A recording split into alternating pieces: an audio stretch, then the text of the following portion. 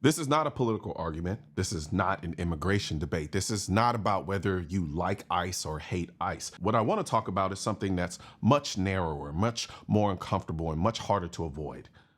Was this self-defense? Because once you strip everything else away, the outrage, the slogans, the ideology, that's the only question that actually matters. Before we even get to the shooting, we have to deal with something people keep intentionally blurring.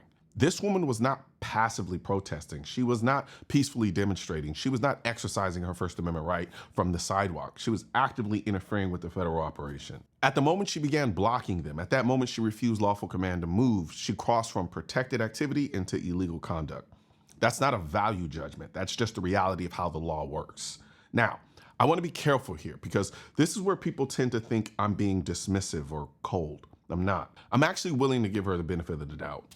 I'm not assuming she was evil. I'm not assuming she wanted to hurt anyone. I'm not assuming she woke up that day intending to kill a cop.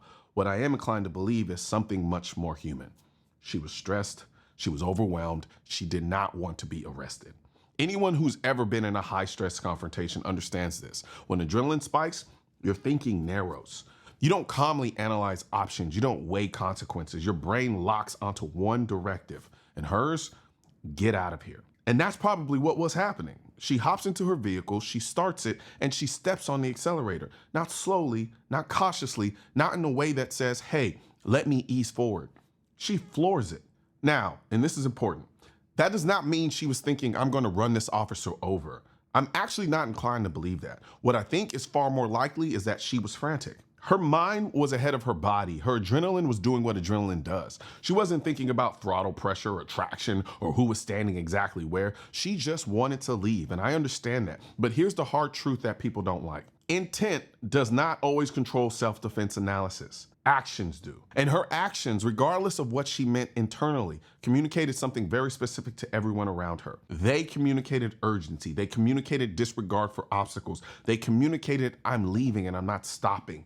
Now, put yourself in the officer's position. It's snowing. There's ice on the ground. Traction is compromised. You're standing directly in front of a vehicle. You hear the engine rev. You hear the tire spin. The vehicle starts moving. You do not get time to psychoanalyze her mindset. You don't get to pause and say, well, maybe she's just panicking, because if you're wrong, you're dead. And this is the part that people refuse to confront honestly. Even if she didn't want to hurt him, even if she just wanted to escape, if he sidesteps and slips on ice, she's still going.